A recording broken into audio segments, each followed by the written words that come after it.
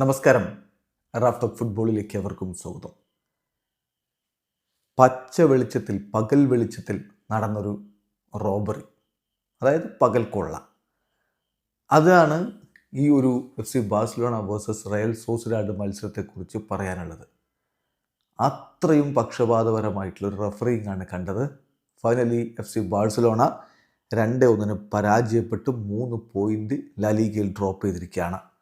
കളിയിൽ 25 ഷോട്ടുകളാണ് ബാഴ്സ ഉതിർത്ത്, ഒരേ ഒരു ഗോളാണ് അടിച്ചു. 5 തവണ പോസ്റ്റിലടിച്ചു.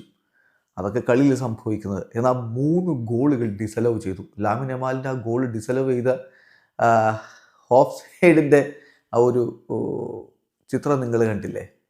അതെങ്ങനെയാണ് ഓഫ് സൈഡ് എന്നുള്ളത് ആ പോസ്റ്റ് ഇട്ടവർക്ക് പോലും, ആ ചിത്രം ഇട്ടവർക്ക് പോലും വിശ്വാസം ഉണ്ടാവില്ല എന്നാണ് കളിക്കേശം ഫ്രങ്കി ഡിയോങ് പറഞ്ഞത്. നായകൻ ഫ്രങ്കി ഡിയോങ്ങിനെ വളരെ മോശമായിട്ട് റഫറി ട്രീറ്റ് ചെയ്തു എന്ന് അദ്ദേഹം പലവട്ടം പറയുന്നുണ്ട്.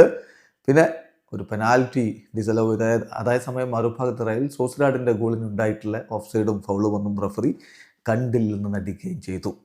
ഗിൽമാൻസോ എന്ന റഫറി കളിക്കളത്തിൽ, വാറിൽ ഡെൽസെഡോ ഗ്രാൻഡെ എന്ന് പറയുന്ന റഫറി, രണ്ടുപേരും ചേർന്നുകൊണ്ട് ഒരു റോബറി നടത്തി എന്നാണ് ഇപ്പോൾ പൊതുവെ കാറ്റലൻ മാധ്യമങ്ങളൊക്കെ വിശേഷിപ്പിക്കുന്നത്. ഏതായാലും ബാഴ്സലോണ 2-1 പരാജയപ്പെട്ടിരിക്കുന്നു. ബാഴ്സയുടെ ഗോൾ റാഷ്ഫോർഡിൻ്റെ വകയായിരുന്നു.